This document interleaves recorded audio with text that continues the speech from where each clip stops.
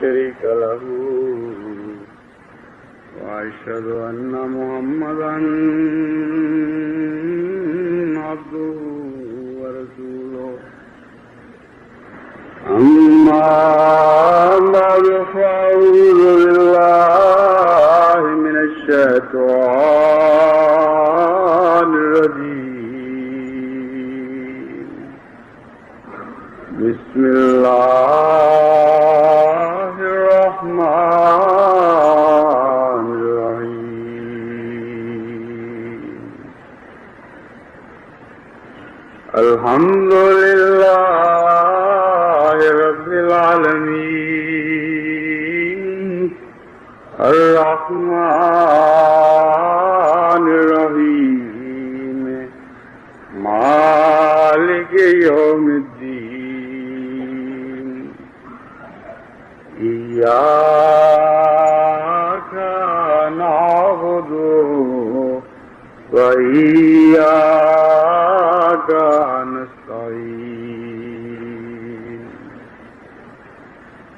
اهدنا الصراط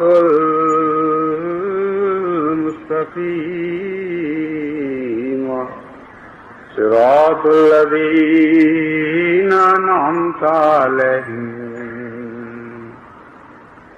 غير المغضوب عليهم ولا الضالين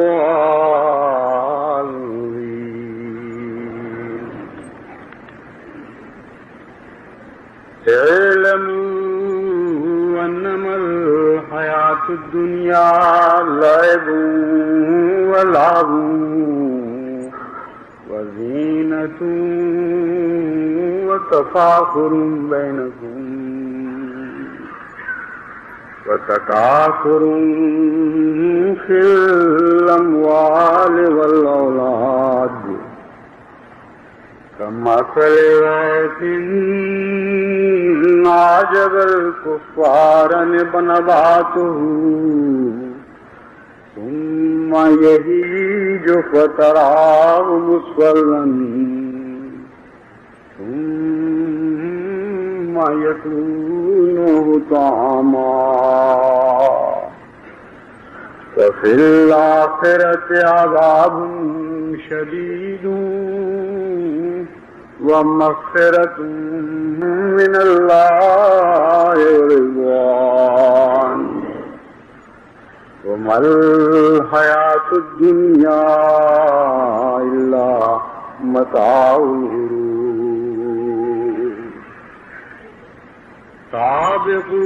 سابقوا إلى مغفرة من ربكم وجنة عرضها كعرض السماء والأرض وعدت للذين آمنوا بالله ورسله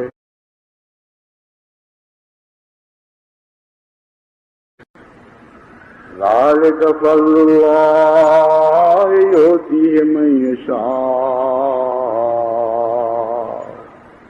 والله ذو الفضل العظيم. یہ دو آیات ہیں جن کی میں نے تلاوت کی ہے، سورہ الحدید 21 اور 22. ان آیات میں اللہ تعالیٰ نے تمام انسانی زندگی اور اس کی دلچسپیوں اور اس کے ماحصل کا بہت ہی مختصر لیکن جامع الفاظ میں خلاصہ پیش فرما دیا ہے. اللہ تعالیٰ فرماتا ہے کہ یہ زندگی جس کے لیے انسان اپنی تمام تر توجہات ضائع کر دیتا ہے، تمام کوششیں اور تمام زندگی کی جد و جہد کا مقصود جس زندگی کو بنا لیتا ہے، یہ زندگی کھیل ہے اور لہو ہے اور زینت ہے اور آپس میں ایک دوسرے پر فخر کرنے کا ذریعہ ہے، اور اموال اور اولاد میں ایک دوسرے سے سبقت لے جانے اور ایک دوسرے سے زیادہ کثیر تعداد میں ان کے مالک بننے کا نام ہے۔ فرماتا ہے یہ زندگی کی مثال ایسے بادل کی سی ہے جس کو دیکھ کر کافر یا زراع خوش ہوں اور وہ سمجھتے ہوں کہ ہمارے لیے اس سے بہت ہی اچھی نباتات نکلے گی، پھر حقیقتاً لہلہاتی ہوئی کھیتیاں اس سے نمودار ہوں، لیکن دیکھتے دیکھتے وہ خشک ہو جائیں اور پھر تو ان کو زرد دیکھے یہاں تک کہ وہ ریزہ ریزہ ہو کے بکھر جائیں، اور انجام کار آخرت میں شدید عذاب ہو، لیکن ساتھ ہی مغفرت بھی ہو اللہ کی طرف سے اور اس کی رضوان بھی ہو۔ مل حیات الدنیا الا متاع الغرور، دیکھو دنیا کی زندگی ایک دھوکے کے سوا کچھ بھی نہیں۔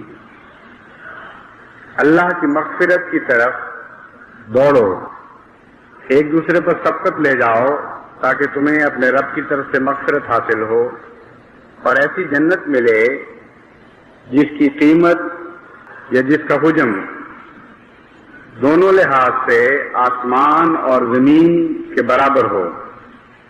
یہ جنت ان لوگوں کے لیے تیار کی گئی ہے جو ایمان لاتے ہیں اللہ پر اور اس کے رسولوں پر۔ یہ خاص فضل ہے اللہ کی طرف سے، جسے چاہتا ہے وہ اسے اپنے فضل سے نوازتا ہے۔ ان آیات کریمہ میں زندگی کا جو خلاصہ پیش کیا گیا ہے اس میں سب سے پہلے لعب رکھا ہے، کھیل کود، اور بہت سی دنیا کی تعداد، دنیا میں بسنے والے انسانوں کی تعداد ایسی ہے جو زندگی کو محض کھیل کود اور ظاہری دلچسپیوں کے ذریعے سے زیادہ کچھ نہیں سمجھتے۔ واللہو اور ہوائے نفس کی پیروی، تمام ایسی لذتیں جن کا انسانی شہوات سے تعلق ہو وہ لہو میں آ جاتی ہیں۔ اللہ تعالیٰ فرماتا ہے کہ زندگی میں اکثر انسان ان دو چیزوں کی پیروی ہی کو اپنا مقصود بنا لیتے ہیں، اور اس کے بعد نسبتاً زیادہ وہ لوگ جن کو خدا تعالیٰ ان سے زیادہ توفیق دیتا ہے اگلے قدم پر وہ زینت کے سامان مہیا کرتے ہیں۔ درجہ بدرجہ انسانی زندگی کو جتنی دنیا میں عظمت حاصل ہوتی چلی جاتی ہے دنیا دار کی نگاہ میں، جتنا اس کو حاصل ہونے لگتا ہے دنیا کی اصطلاح میں، اسی قدر وہ زیادہ زینت کے سامان اپنے لیے پیدا کرتا ہے۔ وَتَكَاثُرٌ فِي الْأَمْوَالِ وَالْأَوْلَادِ، اور زینت کے سامان اس کے لیے کافی نہیں ہوتے،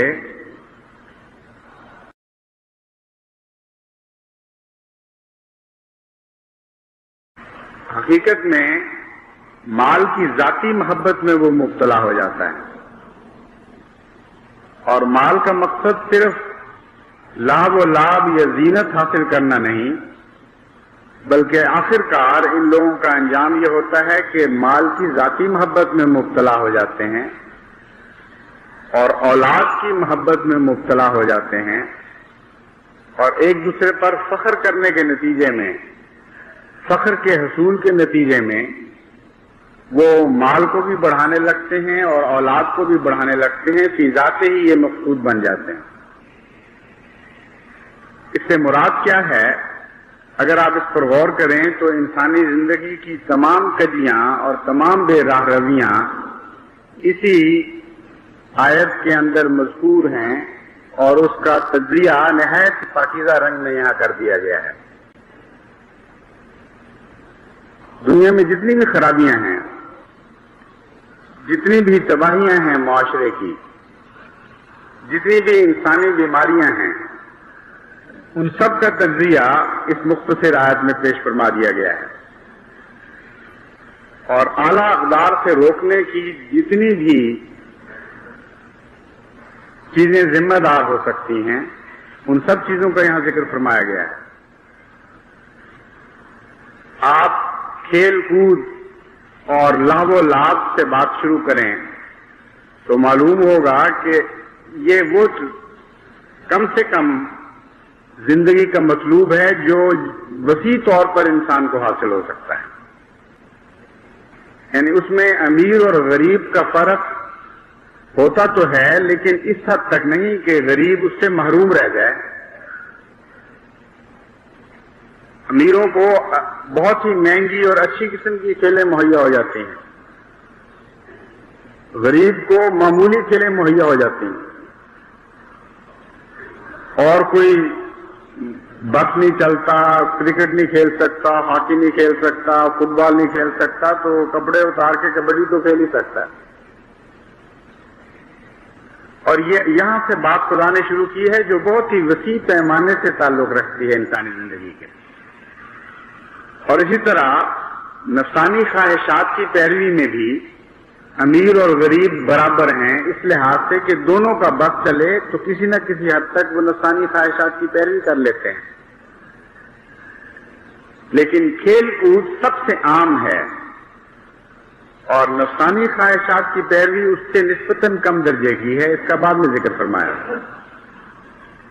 زینت کا مقام اس کے بعد آتا ہے، اگرچہ ہر انسان کی خواہش ہے کہ میں زینت اختیار کروں، لیکن زینت کا خاص تعلق نسبتاً زیادہ اموال سے ہے۔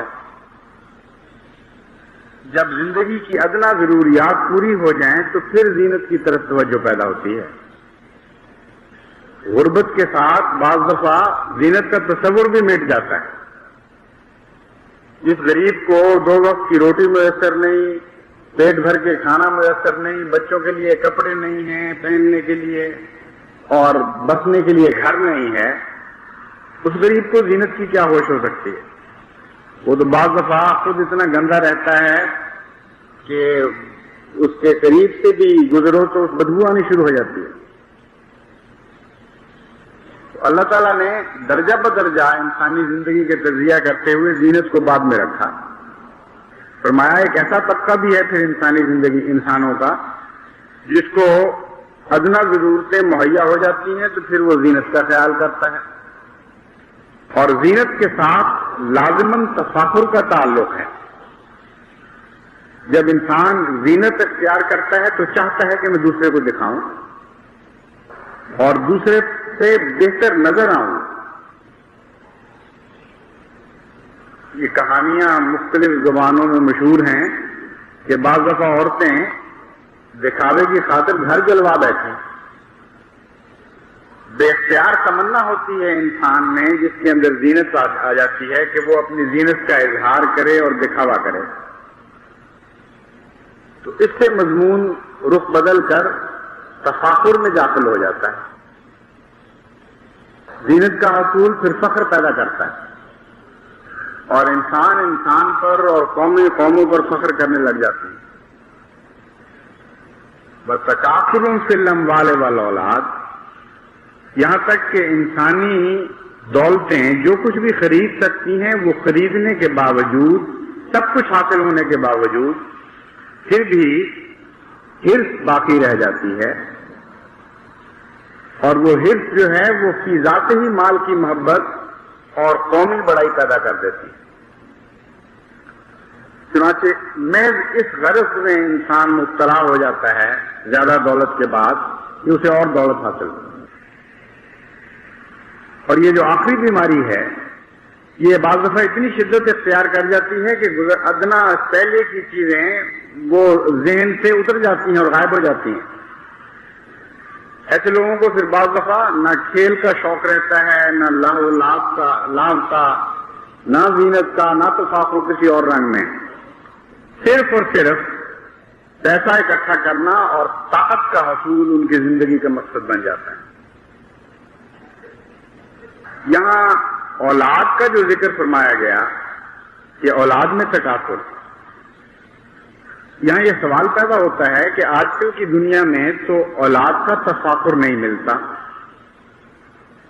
کسی زمانے میں جب کہ سوسائٹی نسبتاً ادنا حالت پر تھی اس وقت ہو سکتا ہے لوگ فخر کرتے ہوں کہ ہمارے بچے زیادہ ہیں. آج کل کے زمانے میں تو بعض دفعہ بچوں کی تعداد پوچھو تو شرما جاتے ہیں لوگ. جن کے 7-8 بچے ہوں یا 10-11 بچے ہوں وہ ذرا جھجک کے جواب دیتے ہیں. تو قرآن کریم نے یہ کیا فرما دیا کہ تکاثر فی الاموال والاولاد. اموال میں تو تکاثر ہے، اولاد میں کیسے تکاثر ہو گیا؟ اصل بات یہ ہے کہ انسانی زندگی جو جو ترقی کر رہی ہے اس کی اصطلاحیں بدلتی جا رہی ہیں. جہاں فیملی یونٹس ٹوٹ رہے ہیں یعنی خاندانی تصورات مٹ رہے ہیں، وہاں قومی تصورات ان کی جگہ لے رہے ہیں. اور تکاثر فی الاموال والاولاد کا یہاں یہ معنی ہو جائے گا کہ قومیں اپنی عددی برتری پر فخر کرتی ہیں اور ایک دوسرے پر عددی قوت کو بڑھانے کی کوشش کر رہی ہیں اور چاہتی ہیں کہ انسانی قوت کے لحاظ سے وہ دوسروں پر سبقت لے جائیں. چنانچہ یہ امر واقعہ ہے کہ اس وقت بظاہر فیملی پلاننگ کا حکم ہو رہا ہے ہر طرف سے، حکومتوں کی طرف سے، لیکن گہری فکر اس بات کی لاحق ہو رہی ہے قوموں کو کہ ہم عددی لحاظ سے پیچھے نہ رہ لیں کسی سے. روس کو یہ دھڑکا لگا ہوا ہے کہ چین عددی قوت کے لحاظ سے ہم سے آگے نکل گیا ہے. امریکہ کو یہ دھڑکا رہتا ہے کہ روس اور چین عددی قوت کے لحاظ سے ہم سے آگے نکل رہے ہیں، اور باوجود اس کے کہ اقتصادی لحاظ سے ان کو فیملی کا چھوٹا یونٹ زیادہ مفید معلوم ہوتا ہے، لیکن قومی نقطۂ نگاہ سے وہ اموال اور اولاد دونوں کی کثرت کی خواہش رکھ رہے ہیں. چنانچہ روس کے متعلق جو تازہ معلومات ہیں، اعداد و شمار جو یورپ میں چھپ رہے ہیں، وہ کہتے ہیں کہ جو سفید رشیا ہے اس کو بڑی شدید فکر لاحق ہو گئی ہے کہ وہ رشیا جو سفید فام نہیں اور جس میں اکثریت مسلمانوں کی ہے، اس کی تعداد زیادہ تیزی سے بڑھ رہی ہے. اگر وہ اور زیادہ بڑھ گئی تو ہو سکتا ہے کہ وہ ڈیموکریٹک قوانین کے تابع یورپین رشیا پر بھی قبضہ کر لے، اور اس بارے میں وہ بہت فکر مند ہے. اس بارے میں تجویزیں سوچی جا رہی ہیں کہ کس طرح نان وائٹ رشیا کے غلبے کو روکا جا سکے. تو تکاثر فی الاموال والاولاد میں جب اصطلاحیں بدلتی ہیں تو معنی بھی ساتھ بدل جاتے ہیں. زمانہ بدلتا ہے تو اور رنگ پیدا ہو جاتا ہے. اور آج یہ ہے کہ ایسا زمانہ بھی آ سکتا ہے جبکہ قومی نقطۂ نگاہ سے اولاد پیٹ کی اولاد مراد ہو اور اموال پیٹ کے اموال مراد ہو. اس صورت میں تمام ریاست کے اموال اور تمام ریاست کی اولاد میں ایک دوسرے پر تکاثر کی کوشش ہوگی. چنانچہ جو اشتراکی ممالک ہیں ان میں اموال کا معنی بھی اسٹیٹ کے اموال بن جاتے ہیں، ریاست کے اموال، اور اس لحاظ سے ایک دوسرے پر سبقت لے کے جاتے ہیں. اور یہ ساری وہ چیزیں ہیں جو انسان کے اندر بے راہ روی پیدا کرتی ہیں اور اسے زندگی کے اعلیٰ مقاصد سے ہٹا دیتی ہیں، اس کی توجہ پھیر دیتی ہیں اور معاشرے کی اکثر برائیوں کی بنیاد بن جاتی ہیں یہ چیزیں. چنانچہ کھیل کود اگرچہ ضروری ہے زندگی کے لیے، سب سے پہلے اللہ تعالیٰ نے کھیل کا ذکر فرمایا ہے. صحت کے لیے ورزش، کھیلنا، ایکسرسائز، یہ ساری چیزیں ضروری ہیں، لیکن جب زیادہ توجہ ان کی طرف ہو جائے تو سنجیدگیاں مٹ جاتی ہیں. اور کام کرنے والی عظیم قومیں بھی بعض دفعہ کھیلوں کی طرف زیادہ راغب ہو کر اپنے مقاصد سے ہٹ جاتی ہیں. اب کھیلوں کے اندر صرف وہ کھیلیں نہیں ہیں جو جن کو ہم سمجھ رہے ہیں کہ گلی ڈنڈا یا کبڈی یا فٹ بال یا والی بال. ایسی کھیلیں دنیا ایجاد کر چکی ہے. تفریحات کے لفظ کے اندر سیر و سیاحت بھی آ جاتی ہے، اسکیٹنگ بھی آ جاتی ہے، بڑے پہاڑوں پر چڑھنا، اور یہ ساری چیزیں شامل ہو جاتی ہیں. اب یورپ کے لیے یہ کھیل کی طرف زیادہ توجہ ایک مصیبت بن رہی ہے اب، بلکہ ساری مغربی دنیا کے لیے۔ پہلے 6 دن کام، 6.5 دن کام کیا کرتے تھے، پھر 6 دن کام ہوا، اب 5 دن کام رہ گیا ہے، اور 5ویں دن میں سے بھی آدھا دن وہ نسبتاً چھٹی کا گزار لیتے ہیں، اس کے علاوہ پھر وہ چھٹیاں لیتے ہیں، اور ایک بہت بڑا روپیہ کھیلوں کے اوپر خرچ ہو رہا ہے اور سیر و تفریح پہ ضائع ہو رہا ہے۔ اتنا زیادہ کہ اس میں صرف صحت کے تقاضے شامل نہیں ہیں، بلکہ اس سے آگے بڑھ جاتی ہے بات، اور سیر و تفریح لہو جو ہے لابھ میں داخل ہو جاتی ہے۔ چنانچہ لہو میں داخل ہو جاتی ہے، اور لابھ میں ایک جگہ جا کر دونوں ایک ہی چیز کے دو نام بن جاتے ہیں۔ چنانچہ آج کل جو کھیل کا تصور ہے اس میں بے حیائی اور بدماشی کا تصور بھی داخل ہو گیا ہے۔ جو سب سے گندے مزاج اور بدماش ہو اس کو پلے بوائے کہتے ہیں، جس کے اندر حیا کا کوئی تصور نہ پایا جائے، اس کے اصطلاحی نام اب مغرب میں پلے بوائے بن گیا ہے، کھیلنے والا۔ اور جتنی بھی کھیلیں ہیں ایڈوانس قسم کی، جدید قسم کی، ان کے اندر بدماشی اور بے حیائی اس طرح رچ گئی ہے کہ بعض اوقات ایک سے دوسرے کو الگ کرنا ممکن نہیں رہتا،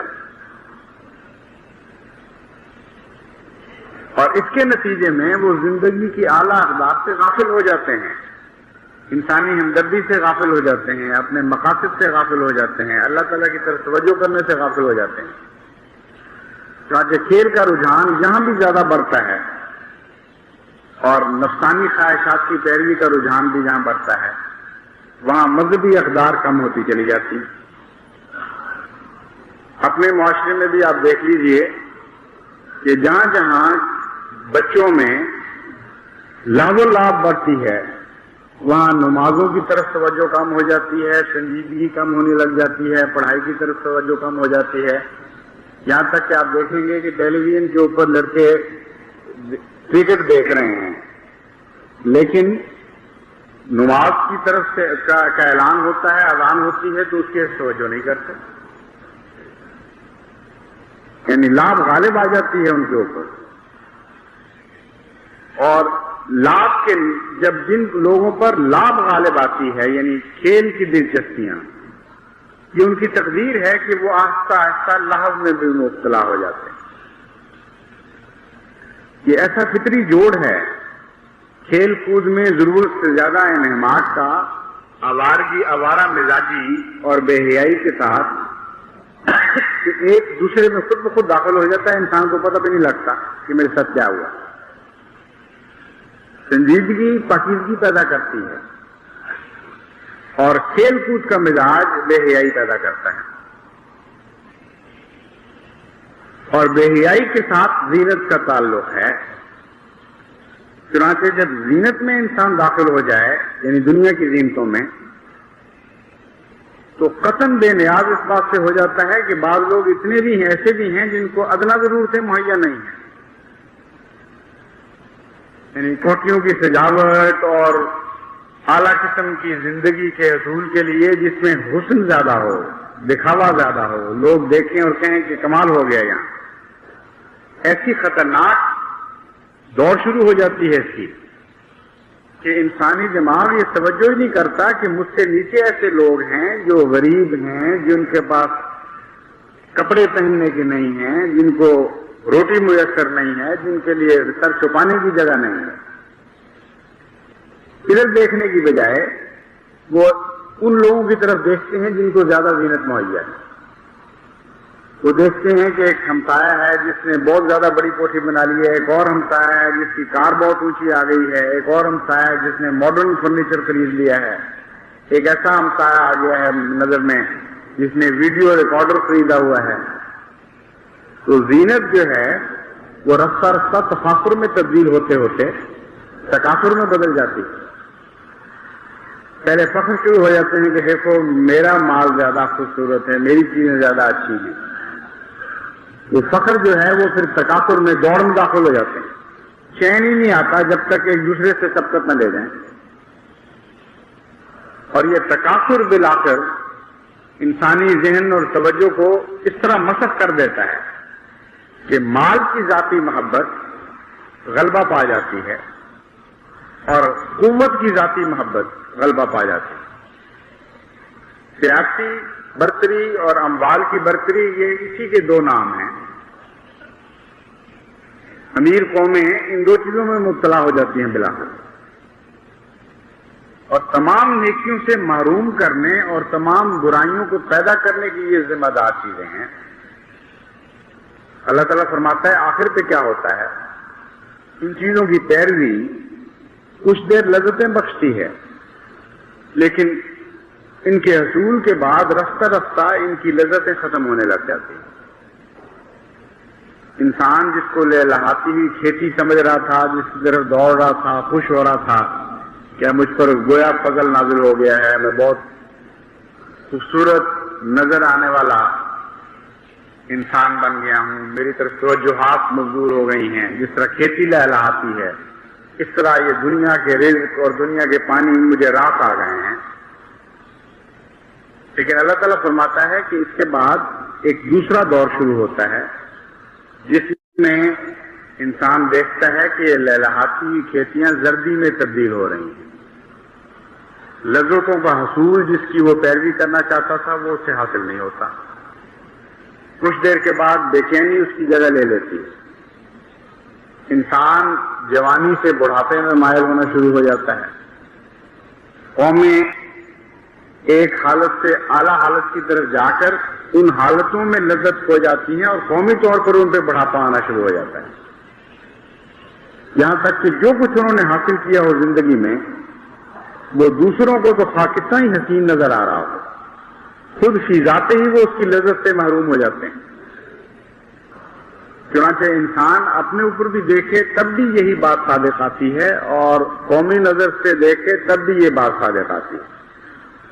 ایک آدمی چند دن ایک چیز حاصل کر کے اس سے خوش ہو جاتا ہے. بچہ جس طرح کھلونے سے کھیلتا ہے کچھ دیر اس کو بڑا مزہ آتا ہے، لیکن وہی کھلونا اس کے لیے پرانا ہو کر بے معنی ہو جاتا ہے. ایک آدمی کو پہلی دفعہ کیمرہ ملتا ہے، بڑا خوش ہوتا ہے، تصویریں کھینچتا ہے. رفتہ رفتہ اس کیمرے سے اس کی دلچسپی ختم ہو کر اور کیمروں کی طرف پیدا ہو جاتی ہے جو اس کے ہاتھ میں نہیں ہے. اور یہ جو خواہش ہے مزید کی یہ اس کے اندر بے قراری پیدا کر دیتی ہے. جو حاصل ہوا ہے اس پر اطمینان نہیں رہتا. ایک کوٹھی میں داخل ہوتا ہے انسان، نئی کوٹھی میں بڑا مزہ آ رہا ہے، کچھ دیر کے بعد وہ اپنائش کی وجہ سے بوریت پیدا ہو جاتی ہے اور انسان کہتا ہے کہ وہ فلاں کی کوٹھی جو میں نے دیکھی تھی وہ تو بہت اچھی تھی. تو ہر سبز نظر آنے والی چیز زردی میں اس کے لیے تبدیل ہوتی رہتی ہے، یہاں تک کہ جب وہ جو اپنے انجام کو پہنچتا ہے تب اس کو یہ محسوس ہوتا ہے کہ مل حیات دنیا الا متاع الغرور، کہ زندگی تو دھوکے کے سوا کچھ بھی نہیں تھی. میں خام خواہ پیروی کرتا رہا، ایک چیز سے اچھل کر دوسری کی طرف مائل ہوا، دوسری سے تیسری کی طرف، آخر کار میرے ہاتھ سوائے اس کے کچھ بھی نہیں آیا کہ جو کچھ میں نے پایا تھا اس کو چھوڑ کر جا رہا ہوں. جو لذتیں حاصل کی تھی وہ لذتیں بالآخر ظاہر ہو گئیں اور سوائے خواب اور دھوکے کے میرے پاس کچھ بھی نہیں. یہ انجام کار اس کو معلوم ہوتا ہے. قوموں کا بھی یہی حال ہے. یورپ میں جو جانے والے ہیں وہ جانتے ہیں کہ ساری یورپین تہذیب اپنے ماحصل سے مایوس ہو چکی ہے. جو کچھ انہوں نے حاصل کیا لذتوں میں وہ اب پرانا ہو گیا ان کے لیے. نئے نئے رستوں کی تلاش کرتے ہیں، اس سے زیادہ ان کو کچھ حاصل نہیں ہوتا. تکاثر کے نتیجے میں وہ قومی دوڑوں ایک دوسرے پر سبقت لے جانے کی جس قومی دوڑ میں داخل ہو گئے ہیں اس نے خطرات پیدا کر دیے. ان کو نظر آ رہا ہے کہ کوئی بعید نہیں کہ دیکھتے دیکھتے جو کچھ ہم نے حاصل کیا تھا یہ ریزہ ریزہ ہو کر بکھر جائے گا. انتہائی مایوسی کا عالم ہے. جتنی بھی موومنٹس نہیں چل رہی ہیں یورپ میں وہ اس بات کا مظہر ہیں کہ قرآن کریم کا یہ بیان سچا ہے کہ کچھ عرصے لذتوں کے حصول کے بعد تم خود ان لذتوں میں لذت کھو دیتے، دلچسپی کھو دیتے ہو، بالآخر تمہارے پاس کچھ بھی نہیں رہتا۔ مل حیات الدنیا الا متاع الغرور، آج مغرب کی آواز بھی یہی اٹھ رہی ہے کہ ہم نے کیا حاصل کیا؟ حقیقت میں ہمیں کچھ بھی چین نصیب نہیں ہوا، اتنی بے چینی، اتنی بے قراری ہے آج ان ترقی یافتہ قوموں میں۔ خودکشی کا اگر پیمانہ ہو سکتا ہے تو سب سے زیادہ خودکشی آج ترقی یافتہ قوموں میں پائی جاتی ہے۔ اگر پاگل پن کوئی پیمانہ ہو سکتا ہے تو اتنے پاگل پیدا ہو رہے ہیں اس کثرت کے ساتھ کہ پاگل خانے بھر رہے ہیں، اور اس کے باوجود اس کے کہ ان قوموں کے پاس ذرائع بہت زیادہ ہیں، اور ہمارے ملک کے پاگل خانوں کی نسبت سینکڑوں گنا زیادہ پاگل خانے بنائے ہوئے ہیں انہوں نے، پھر بھی وہ پاگل خانے بھر جاتے ہیں اور پاگل رکھنے کی جگہ نہیں ملتی۔ پھر وہ ہومز بناتے ہیں دوسرے، پھر اور سوسائٹیاں ایسی پیدا ہو جاتی ہیں ان کی مدد کے لیے۔ چنانچہ صرف امریکہ میں اتنے پاگل خانے ہیں کہ گنتی کے تو مجھے ایگزیکٹ یاد نہیں، لیکن میرا اندازہ یہ ہے کہ ہندوستان اور پاکستان کے پاگل خانے، بلکہ سارے مشرق کے پاگل خانے اگر ملا لیے جائیں تو اس سے کئی گنا زیادہ صرف امریکہ میں پاگل خانے ہیں، اور کیوں لگے ہوئے ہیں اور باری نہیں آ رہی، اور کچھ ہومز ہیں مینٹل ہومز وہ اس کے علاوہ ہیں۔ ذہنی بے چینی کا عالم یہ ہے اس وقت کہ صرف ایک ویلیم پر، جو ایک دوائی ہے معمولی سی ڈرگ، 50 کروڑ ڈالر یا 5 ارب روپیہ سالانہ خرچ ہو رہا ہے، جو بعض ممالک کی کل آمد سے بھی بڑھ کر ہے۔ وہ صرف ایک ذہنی بے چینی کو دور کرنے کے لیے ایک دوائی کے اوپر یہ خرچ کر رہے ہیں، اور سارے ڈرگز پر امریکہ میں جو خرچ ہو رہا ہے وہ مشرق کے بہت سارے ملکوں کی اجتماعی دولت سے بھی زیادہ ہے۔ یہ کیوں ہو رہا ہے؟ اس لیے کہ ان کا دل گواہی دے رہا ہے کہ مل حیات الدنیا الا متاع الغرور۔ ہم نے جو کوشش کی تھی حصول لذت کی، اس میں ہم ناکام ہو گئے ہیں۔ ایک منزل سے دوسری کی طرف بڑھے، دوسری سے تیسری کی طرف بڑھے، یہاں تک کہ بالآخر ہم نے یہ دیکھا کہ وہ سب کچھ جو ہمارا ماحول تھا وہ ایک ایسی زردی میں تبدیل ہو گیا جس میں کچھ بھی باقی نہیں رہا۔ سبز کھیتی جس طرح لذت پیدا کرتی ہے نگاہ کو، اگر وہ پھل دینے سے پہلے مرنی شروع ہو جائے تو دیکھیے کتنی تکلیف ہوتی ہے زمیندار کو۔ وہ نقشہ قرآن کریم کھینچ رہا ہے، کہیں بیچ میں پھل کا ذکر نہیں۔ فرماتا ہے کھیتیاں مراد ہے، اور اس دنیا میں کے بعد اگلی دنیا میں جو کچھ پیش آنا ہے اس کا بھی ذکر ہے۔ اللہ تعالیٰ فرماتا ہے وَمَغْفِرَةٌ مِّنَ اللَّهِ وَرِضْوَانٌ، صرف عذاب ہی کی خاطر تو انسان کو پیدا نہیں کیا گیا، ناکامیوں اور مایوسیوں کے لیے تو پیدا نہیں کیا گیا۔ یہ سارے جذبے جو بیان کیے گئے ہیں یہ محرکات ہیں زندگی کے، اگر ان کا استعمال صحیح شروع ہو جائے تو اس کے نتیجے میں مغفرت بھی اللہ تعالیٰ کی طرف سے حاصل ہو سکتی ہے، اور رضائے باری تعالیٰ بھی حاصل ہو سکتی ہے۔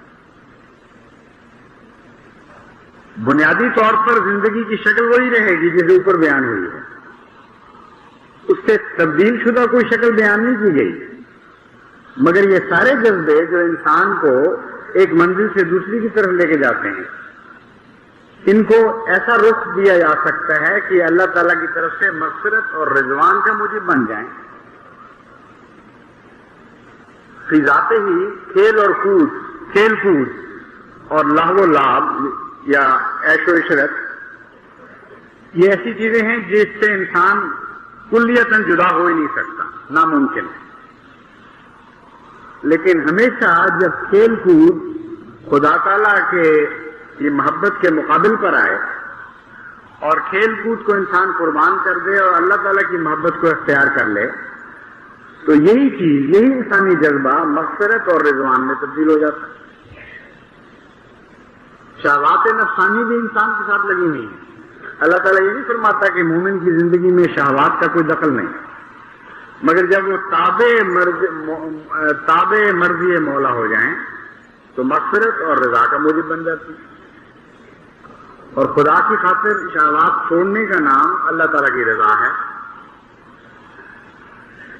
پھر زینت ہے. اللہ تعالیٰ فرماتا ہے زینت مومن بھی اختیار کرتے ہیں لیکن ان کی زینت کا تصور بدل جاتا ہے. وہ لباس التقویٰ میں زینت حاصل کرتے ہیں. اس سے آڑی رہ کر تو زندگی میں کوئی بسر نہیں کر سکتا. زینت کی تمنا تو ہر انسان کو حاصل ہے مگر ان اکرمکم عند اللہ اتقاکم. وہ ایسی زینت اختیار کرنے لگ جاتے ہیں کہ جس میں ان کو لذت زیادہ حاصل ہوتی ہے ظاہری زینت کی نسبت.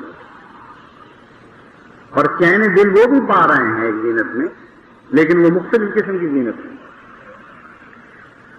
اور اس کے نتیجے میں جب وہ ایسی زینت حاصل کرتے ہیں تو ان میں بھی رشک کے جذبے ہیں. وہ بھی چاہتے ہیں کہ ایک دوسرے پر بڑے بڑھیں لیکن وہ جو سبقت ہے اس کا نقشہ یوں کہتا ہے سابقوا الی مغفرۃ من ربکم وجنۃ ذوھا کارض السماء والارض.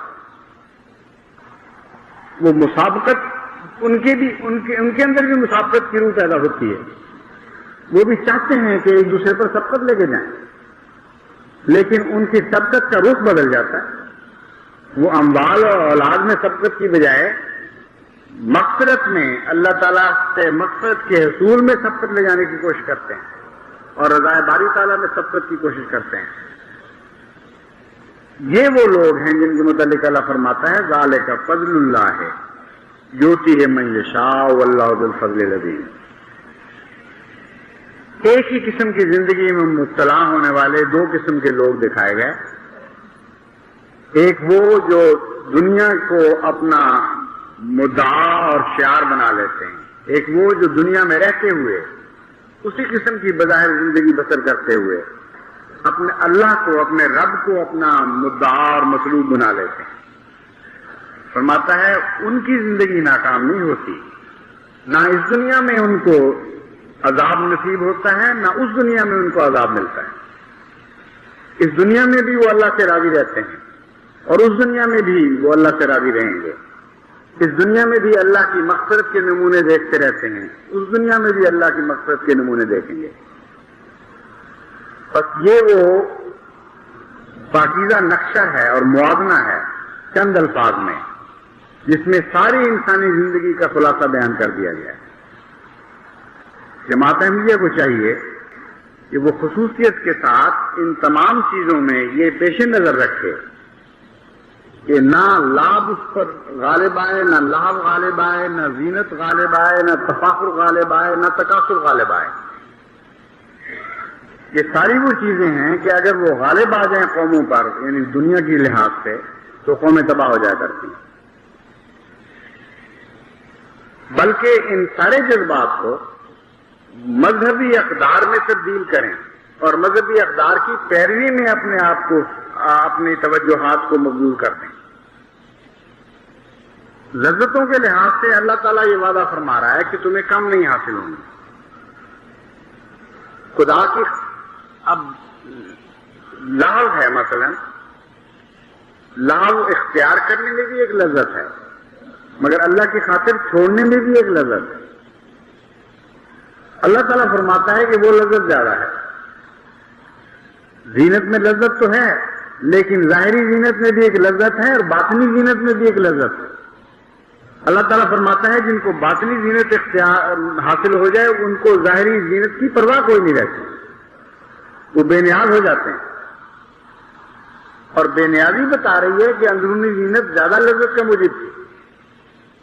اسی طرح تکاثر جو ہے وہ مال اور اولاد میں تکاثر جب مغفرت اور رضوان کے تقاضوں میں تبدیل ہو جاتا ہے اور ایک دوسرے سے دوڑ شروع ہو جاتی ہے مومنوں کی کہ ہم زیادہ رضا باری تعالیٰ کو حاصل کریں، ایسی لذت پاتے ہیں اس میں کہ وہ ان ساری چیزوں کو حقیر سمجھنے لگ جاتے ہیں. اس کا ثبوت یہ ہے کہ یہ ساری چیزیں وہ شوق سے پھر اللہ کے سامنے نشاور کر دیتے ہیں. ان کو ان کی پرواہ نہیں رہتی، اس سے ڈیٹیچ ہونے لگ جاتے ہیں اور ان کو یوں نظر آتا ہے کہ جس طرح اس میں جان ہے ہی کوئی نہیں. وہ دیکھتے ہی اس کو ضرب ہیں. ایسی حالت میں دنیا کو دیکھتے ہیں جن جو ان کی کشش کو جذب نہیں کر سکتی. ڈیٹیچ زندگی دنیا میں رہتے ہوئے اس سے ایک علیحدہ زندگی بسر کرنے لگ جاتے ہیں، جو اس بات کا ثبوت ہے کہ ان کی توجہ کو زیادہ بہتر مقصد اب مل گیا ہے. یہ وہ نقشہ ہے جو جماعت کو اختیار کرنا چاہیے، کیونکہ اس کو اختیار کیے بغیر ہم دنیا میں کوئی کامیابی حاصل نہیں کر سکیں گے. یہ وہ معاشرہ ہے اسلامی جس کی تصویر کھینچی گئی ہے، اللہ تعالیٰ نے آخر پر جس کی تصویر کھینچی ہے. جب تک یہ معاشرہ ہمیں حاصل نہیں ہوتا ہم دنیا کے معاشرے کو بدل نہیں سکتے، بلکہ جب بھی ہم میں سے کوئی اس معاشرے میں جائے گا وہ مغلوب ہو جائے گا.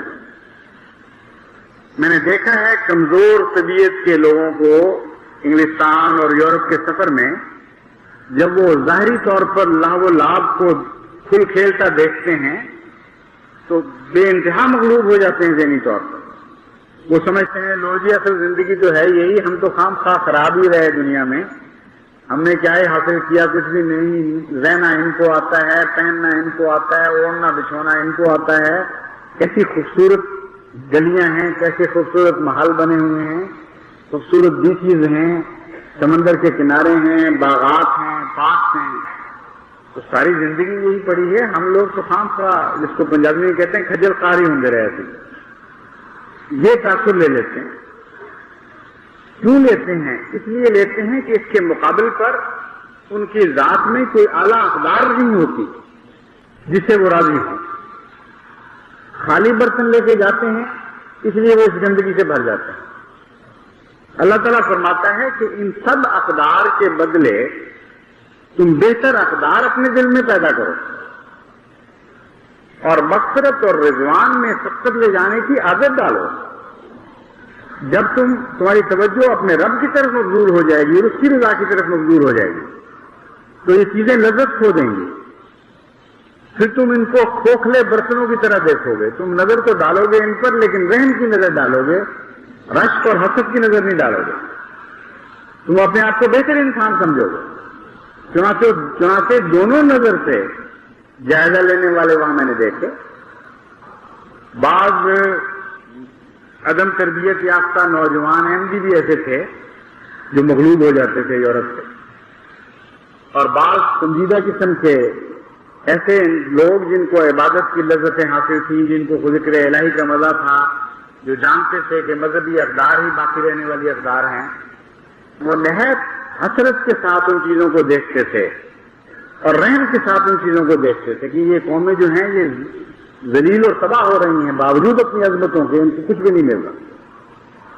چنانچہ بکثرت مجھے ایسے احمدی خاندان ملے ہیں جن کو دنیا کمانے کے بہترین ذرائع وہاں میسر ہیں، لیکن ایسا دل و چاک ہو گیا ہے ان چیزوں سے کہ وہ اجازتیں لیتے تھے مجھ سے کہ ہم باوجود اس کے کہ ہمیں پاکستان میں بظاہر کچھ بھی نہیں ہے، ہمارا کوئی مستقبل وہاں نہیں ہے، ہمیں اجازت دیں کہ ہم اس ملک کو دفع کر کے یہاں واپس پہنچیں. ایسی مائیں آئی ہیں میرے پاس جو زار کے تار رو رہی ہیں. اس قدر درد تھا ان کے دل میں کہ ہچکیاں بن گئیں، بات نہیں کی جاتی تھی. ان کا درد جو تھا مجھے بھی مغلوب کر رہا تھا. آخر پر جب پوچھا کہ کیا غم آپ کو لگ گیا ہے، انہوں نے کہا غم کیا لگ گیا ہے، میرے بچے جو بڑے ہوئے ہیں بعض ان میں سے مغربی زندگی سے متاثر ہو کر سمجھتے ہیں یہی زندگی کی لذتیں، اور میں جانتی ہوں کہ ان کی تباہی اور ہلاکت ہے، اس کے سوا کچھ بھی نہیں. کچھ بچے ایسے بھی ہیں جو اللہ تعالیٰ کے فضل سے احساس اور درد رکھتے ہیں، وہ مجھ پہ زور دیتے ہیں کہ واپس چلے جاؤ یہاں سے، چھوڑ دو، ہمیں نہیں چاہیے یہ ملک، نہ ہمیں یہاں کی مال و دولت چاہیے، نہ یہاں کی تعلیم چاہیے، نہ یہاں کی بڑائیاں چاہیے. غریبانہ پاکستان میں جا کے گزارا کر لیں گے مگر ان چیزوں میں پڑھ کر ہم ہلاک نہیں ہونا چاہتے. ایسی عورت ایک نہیں تھی، دو تین نہیں تھی، کئی بہت ساری ایسی مائیں مجھے ملی جنہوں نے یہی درخواست کی کہ ہمیں اجازت دیں کہ ہم اس وطن کو چھوڑ کے نکل جائیں. بہت سارے نوجوان ایسے ملے جنہوں نے کہا کہ بظاہر ہم یہاں بہت خوش ہیں، ہمیں کوئی تکلیف نہیں، جاب بھی ہے، لیکن دل اچاٹ ہو گیا ہے پوری طرح، کیونکہ اللہ تعالیٰ کی محبت کے سامنے ان چیزوں کی کوئی بھی حقیقت نہیں۔ آج ہمیں کوئی احساس ہمیں نقصان نہیں ہے، لیکن کل ہمیں پتہ ہے کہ ہمارے بچے جب بڑے ہوں گے تو وہ تباہ ہو جائیں گے، اس لیے ہمیں اجازت دیں کہ واپس آ جائیں۔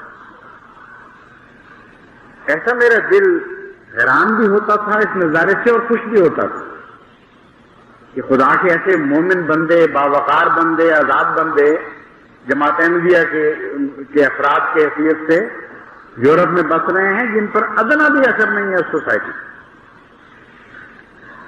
ایک ماں آئی روتی ہوئی اور مجھے اس نے کہا کہ میرے بعد بچے دین میں دلچسپی کم لے رہے ہیں اور میں سوچ رہی ہوں کہ ساری زندگی کی میری کمائی ضائع ہو گئی۔ آخر میں نے یہاں آ کر محنت کی تھی، ان لوگوں کو بنایا تھا، بچوں کو اس لیے تو بنایا تھا کہ یہ کچھ حاصل کر جائیں، مگر دنیا حاصل کر جائیں اور دین کھو جائیں، یہ تو مقصد میرا نہیں ہے۔ تو میں تو یوں لگتا ہے کہ ایک ویرانے میں پہنچ گئی ہوں، ساری زندگی کمائی جو ہے وہ آخر پر حسرت کے سوا کچھ نہیں رہی۔ فَتَرَاهُ مُصْفَرًّا ثُمَّ يَكُونُ حُطَامًا، اس کا کیسا اچھا نظارہ انہوں نے کھینچا۔ لیکن ہم دعا کرتے ہیں کہ اللہ تعالیٰ اس سوکھی کھیتی کو پھر ہرا بھرا کر دے۔ چنانچہ اس کفارے کے طور پر انہوں نے اپنے ہاتھ کا سارا زیور اتار کے دین کے راستے میں پیش کر دیا۔ یا کہ میری دلی اور داری قبول نہیں ہوتی تو خدا اس بات پر رحم کرے اور دیکھ لے کہ مجھے دنیا کی مال سے کوئی محبت نہیں، مجھے میری اولاد چاہیے، اس لیے میری دعا ہے کہ اللہ مجھے میری اولاد واپس کر دے۔ تو میں اس لیے یہ مضمون چھیڑا ہے کہ آپ بھی حقیقت میں آزاد مردوں کی طرح زندگی گزاریں اور آزاد عورتوں کی طرح، یعنی دنیا کی لذتوں سے آزاد اور صرف اللہ کی طرف جھکنے والے۔ کیونکہ جو لوگ باہر گئے ہیں انہوں نے بغور قریب سے اس سوسائٹی کا مطالعہ کر کے وہی نتیجہ اخذ کیا ہے جو قرآن کریم ان آیات میں پیش فرما رہا ہے۔ اور جہاں اپنے لیے اور اپنی اولاد کے لیے دعائیں کریں، وہاں اپنے ان بھائیوں اور بہنوں اور بچوں کے لیے بھی دعائیں کریں جو غیر ملکوں میں بس رہے ہیں۔ کئی قسم کے خطرات ان کو درپیش ہیں، اور ہمارے لیے مشکل یہ ہے کہ ہم ان سب کو واپس بھی جانے کی اجازت نہیں دے سکتے۔ ان سے میں کہتا ہوں کہ تم نے اگر یہاں اسلام کا جھنڈا نہ گاڑا، اگر تم نے یہاں مضبوط قدموں کے ساتھ پیش قدمی نہ کی اور مغلوبیت کے خوف سے بھاگ آیا، تو حضرت محمد مصطفیٰ صلی اللہ علیہ وآلہ وسلم کا کون آئے گا جو اس دنیا کو پیغام دے گا؟ اس لیے زخم بھی لگتے ہیں اس راہ میں، ان زخموں کو اس وجہ سے قبول کرو کہ آخر تم نے دنیا پر فتح یاب ہونا ہے۔ زیادہ دعائیں کرو، زیادہ توجہ کرو، زیادہ اولاد کی تربیت کی کوشش کرو، کیونکہ اگر ہم نے یہ نہ کیا اور مغرب سے ڈر کے مارے ہم بھاگ آئے تو پھر ان کو بدلے گا کون؟ پھر تو کوئی ایسی قوم نظر نہیں آتی مجھے جو ان کی ہلاکت کی تقدیر کو بدل سکے۔ پر جہاں اپنی حفاظت کریں، ان لذتوں میں اپنے آپ کو ضائع نہ کریں، اپنے وقار کو قائم رکھیں، اعلیٰ مقاصد کی حفاظت کریں، اپنی ذات میں وہ عظمت سے کردار حاصل کریں جو سب سے زیادہ انسان کو لذت پہنچاتی ہے اور تسکین بخشتی ہے۔ وہاں اپنے ان بھائیوں اور بہنوں کے لیے بھی دعائیں کریں جو غیر قوموں میں آج اسلام کے سفیر بنے ہوئے ہیں۔ خدا کرے ہر میدان میں ان کو فتح نصیب ہو اور ایسی فوجوں میں تبدیل نہ ہو جائیں جو فتح کرنے جاتی ہیں لیکن سارے سپاہی ان کو وہیں کٹ مارتے ہیں اور کچھ بھی حاصل نہیں رہتا۔ کچھ رقم تو لگیں گے اس راہ میں، جہاد میں لگتے ہی ہیں، لیکن بالآخر فتح ہمارے مقدر میں لکھی جانی چاہیے، غیر کے مقدر میں نہیں لکھی جانی چاہیے۔ اس کے لیے بہت دعاؤں کی ضرورت ہے۔ اللہ تعالیٰ ہمیں توفیق عطا فرمائے۔